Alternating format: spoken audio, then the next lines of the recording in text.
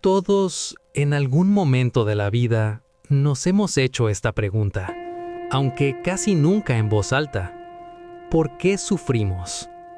¿Por qué, incluso cuando aparentemente todo está bien, algo dentro de nosotros no descansa? No hablo solo del dolor evidente, como una pérdida, una enfermedad o una ruptura.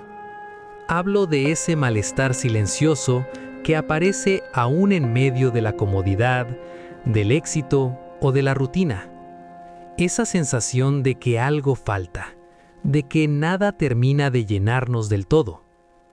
El Buda comenzó su enseñanza no prometiendo felicidad inmediata, sino algo mucho más honesto: comprensión. Comprender el sufrimiento, no para resignarnos a él, sino para dejar de vivir atrapados en su causa. En las enseñanzas que hoy retomamos, el sufrimiento no es visto como un castigo, ni como una falla personal. Es visto como una señal de que la mente está mirando la vida desde un lugar que genera tensión, apego y miedo. Cuenta una antigua historia oriental que un hombre fue herido por una flecha envenenada.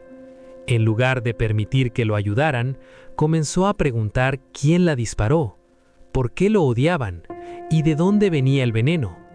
Mientras buscaba respuestas, el veneno seguía avanzando. Así ocurre muchas veces con nosotros. Queremos explicaciones, pero evitamos mirar la causa real del dolor.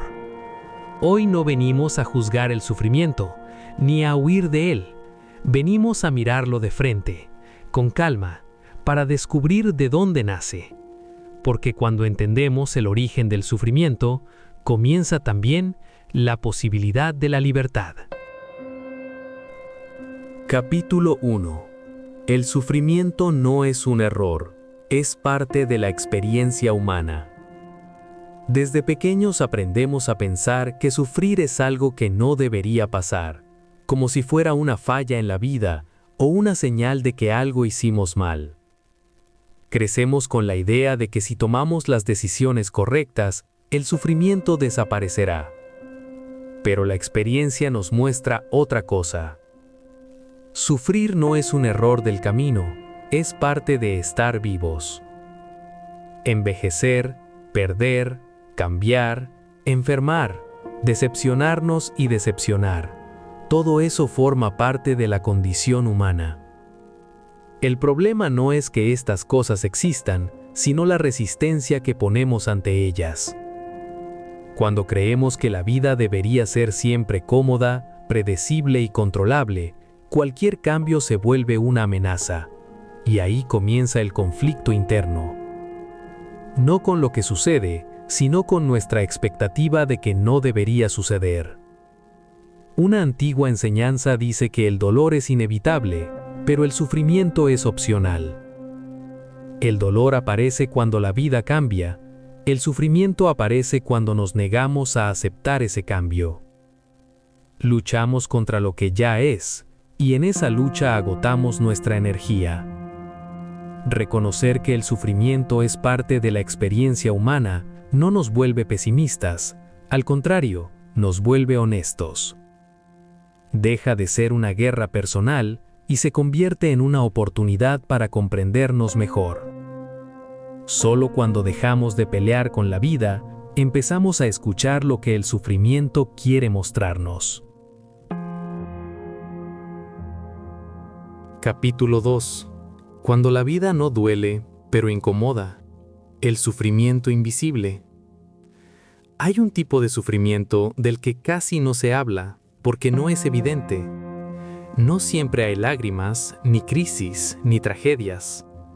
A veces la vida sigue su curso normal, pero por dentro, algo no está en paz. Es el sufrimiento de la insatisfacción constante. Tener algo y querer otra cosa. Lograr una meta y sentir vacío. Estar acompañados y sentir soledad. No es un dolor fuerte, pero es persistente, como un ruido de fondo que nunca se apaga. Este sufrimiento invisible es peligroso porque se normaliza, Pensamos que así es la vida, que siempre falta algo, que siempre hay que ir por más. Entonces, seguimos acumulando experiencias, objetos o logros, esperando que en alguno de ellos aparezca la calma. Pero la incomodidad no se va, porque no nace de lo que tenemos o no tenemos, sino de la mente que nunca se satisface. Una mente que se acostumbra a desear y a compararse, y que rara vez descansa en el presente. Este tipo de sufrimiento no grita, susurra. Y si no aprendemos a escucharlo, pasamos la vida entera huyendo de él. Reconocerlo es el primer acto de honestidad con nosotros mismos, porque solo al ver este malestar silencioso, empezamos a preguntarnos si el problema está realmente afuera o dentro. Capítulo 3. Buscar afuera lo que falta adentro. Desde que despertamos cada mañana, la mente nos empuja a buscar algo. Más tranquilidad, más seguridad, más reconocimiento, más control. Sin darnos cuenta, vivimos convencidos de que la paz está en lo que todavía no tenemos. Buscamos en el trabajo, en las relaciones, en el dinero, en el éxito o incluso en la espiritualidad. Pensamos que cuando algo cambia afuera, entonces por fin podremos descansar. Pero cada vez que conseguimos eso que deseábamos, la calma dura poco. Esto ocurre porque estamos intentando llenar un vacío interior con experiencias externas, y ningún objeto, persona o situación puede sostener esa tarea por mucho tiempo. No porque sean insuficientes, sino porque no fueron creados para darnos estabilidad emocional permanente. Una antigua historia oriental habla de alguien que intenta calmar su sed bebiendo agua salada. Cuanto más bebe, más sed siente. Así funciona la búsqueda constante hacia afuera. Promete alivio, pero termina aumentando la necesidad. Cuando dejamos de buscar desesperadamente, no perdemos la vida, la recuperamos. Empezamos a notar que aquello que parecía faltar no estaba ausente, solo estaba cubierto por la prisa, el deseo y la comparación. La paz no se encuentra afuera, se revela cuando aprendemos a mirar hacia adentro sin miedo. Capítulo 4. El apego. Amar sin saber soltar. El apego suele confundirse con amor, pero no son lo mismo. Amar es permitir que algo exista y cambie. Apegarse es querer que algo permanezca exactamente como lo necesitamos, aunque la vida diga lo contrario. Nos apegamos a personas, a ideas, a etapas de la vida, a versiones de nosotros mismos. Queremos que lo agradable dure y lo incómodo desaparezca. Y cuando la realidad no obedece ese deseo, aparece el sufrimiento. El apego nace del miedo. Miedo a perder, a quedarnos solos, a no ser suficientes. Entonces, intentamos aferrarnos, controlar o repetir experiencias que nos hicieron sentir bien. Pero cuanto más apretamos, más tensión generamos. Imagina sostener un puñado de arena. Si aprietas la mano, la arena se escapa. Si la mantienes abierta, permanece. Así funciona la vida. No se trata de no amar, sino de aprender a amar sin encadenar. Soltar no es abandonar. Soltar es confiar. Confiar en que podemos vivir la pérdida, el cambio y la incertidumbre sin rompernos. Cuando el apego se suaviza, el amor se vuelve más libre y el sufrimiento comienza, poco a poco, a perder fuerza. Capítulo 5. La ilusión del yo que quiere controlarlo todo. Gran parte de nuestro sufrimiento nace de una idea muy arraigada, la creencia de que existe un yo sólido, separado y responsable de controlar todo lo que ocurre. Ese yo quiere seguridad, reconocimiento y certezas constantes. Desde esa identidad rígida, todo se vuelve personal. Si algo sale mal, me ataca. Si algo cambia, me amenaza. Si alguien piensa distinto, me cuestiona. Vivimos defendiendo una imagen de nosotros mismos que necesita ser validada una y otra vez. Pero ese yo no es tan estable como creemos. Cambia con el tiempo, con las circunstancias, con el estado de ánimo. Aún así, intentamos protegerlo como si fuera algo fijo, y en ese esfuerzo agotador aparece el sufrimiento. Una enseñanza antigua dice que la mayoría de nuestras preocupaciones nacen de querer controlar lo incontrolable. El intento de dominar la vida genera tensión, porque la vida, por naturaleza, es movimiento. Cuando comenzamos a observar este yo, en lugar de obedecerlo ciegamente, algo se afloja por dentro. No desaparecemos, pero dejamos de vivir a la defensiva. Al soltar la necesidad de control, la experiencia se vuelve más ligera y el sufrimiento pierde una de sus raíces más profundas.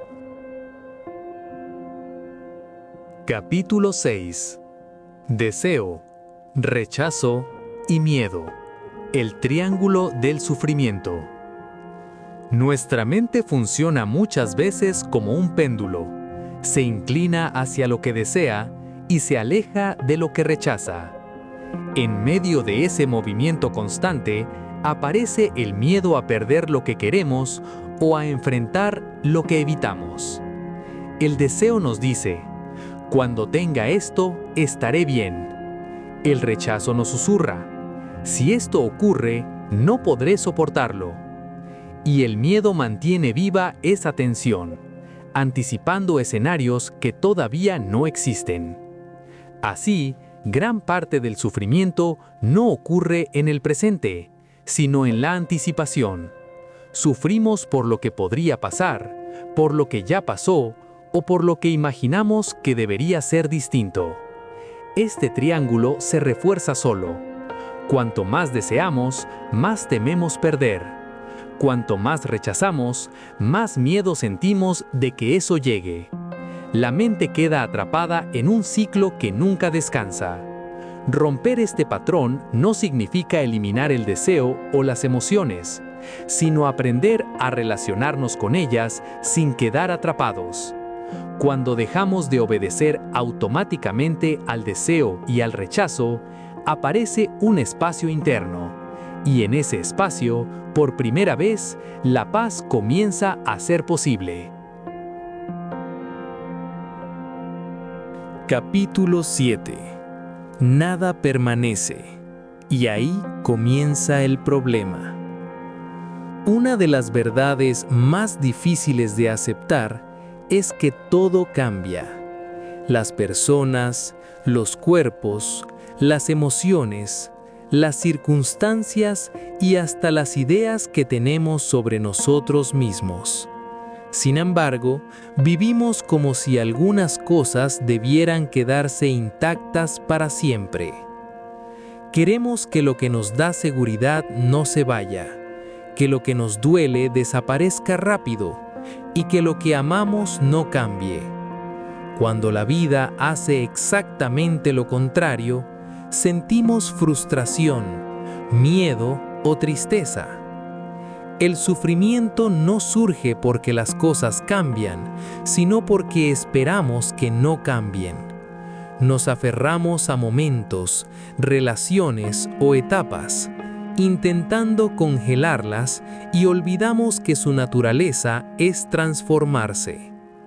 Una antigua imagen oriental compara la vida con un río.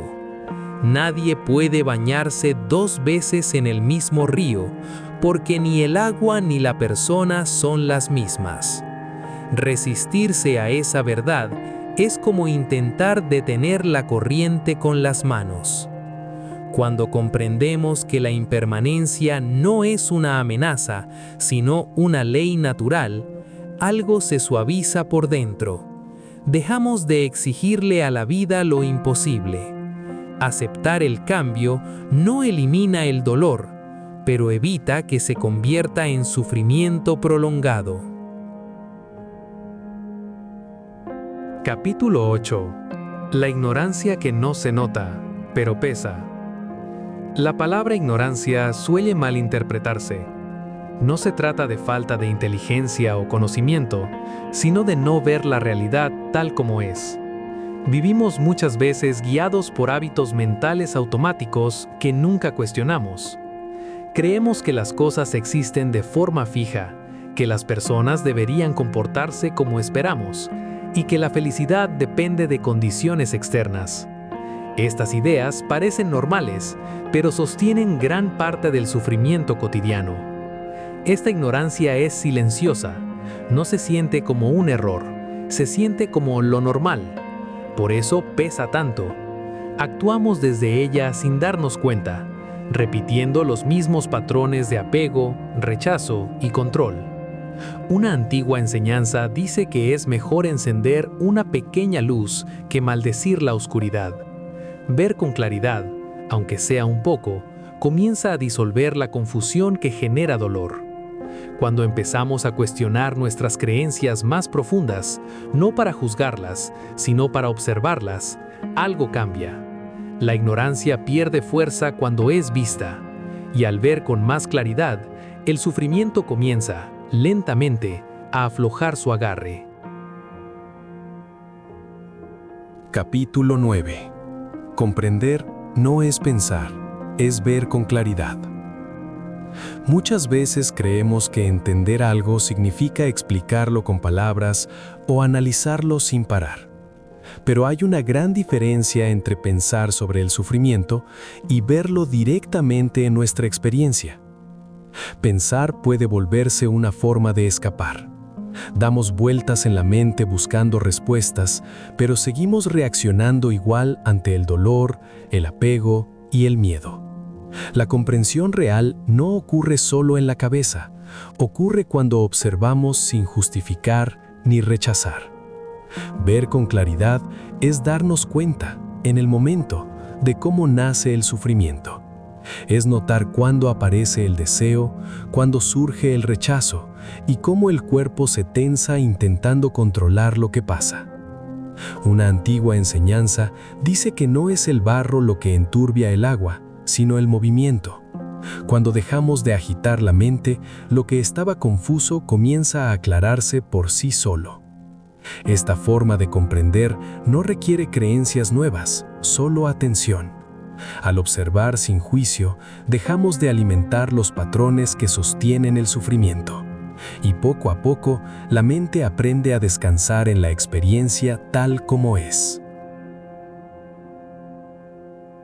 Capítulo 10. Cuando el sufrimiento deja de ser enemigo y se vuelve maestro. Durante mucho tiempo, vemos el sufrimiento como algo que hay que eliminar cuanto antes. Luchamos contra él, lo negamos o lo distraemos, pero esa lucha constante suele hacerlo más fuerte. Cuando empezamos a escuchar el sufrimiento, en lugar de pelear con él, descubrimos que trae un mensaje. Nos muestra dónde hay apego, miedo o confusión. No viene a castigarnos, viene a señalar algo que necesita ser visto. Esto no significa romantizar el dolor ni buscarlo, significa cambiar la relación que tenemos con él. En lugar de preguntarnos, ¿por qué me pasa esto?, comenzamos a preguntarnos, ¿qué puedo aprender de esto? En muchas tradiciones orientales se dice que el lodo es necesario para que florezca el loto. De la misma manera, las experiencias difíciles pueden convertirse en terreno fértil para la claridad y la compasión. Cuando el sufrimiento deja de ser enemigo, pierde su poder. Ya no nos define ni nos controla. Se convierte en un maestro silencioso que, si lo escuchamos, nos guía hacia una vida más consciente y más libre. El sufrimiento termina cuando dejamos de luchar con la vida. A lo largo de este camino, hemos visto que el sufrimiento no aparece porque la vida esté en contra nuestra, sino porque muchas veces no sabemos cómo relacionarnos con ella. Nos apegamos, resistimos, controlamos y exigimos que las cosas sean distintas a como son. Cuando comprendemos el origen del sufrimiento, algo cambia profundamente. Dejamos de verlo como un castigo y empezamos a reconocerlo como una señal de que hay algo dentro de nosotros que necesita atención, comprensión y presencia. La vida no nos pide que no sintamos dolor, nos pide que dejemos de pelearnos con él, que aprendamos a atravesar la experiencia con más conciencia y menos resistencia. Ahí es donde comienza la verdadera libertad. Tal vez hoy no puedas cambiar tus circunstancias, pero sí puedes cambiar la forma en que las habitas. Puedes empezar observando tu mente, notando tus apegos, reconociendo tus miedos y permitiendo que la experiencia sea como es, sin huir. Si este mensaje resonó contigo, te invito a no dejarlo solo en palabras. Llévalo a tu vida diaria. Detente un momento, respira, observa y escucha. La comprensión nace en el silencio. Si este contenido te ayudó, comparte este espacio con alguien que esté atravesando un momento difícil. Suscríbete a este canal para seguir caminando juntos, sin prisa y con honestidad. Aquí no buscamos respuestas rápidas, buscamos claridad. Porque cuando dejamos de luchar con la vida, la paz deja de ser una meta y empieza a ser una experiencia.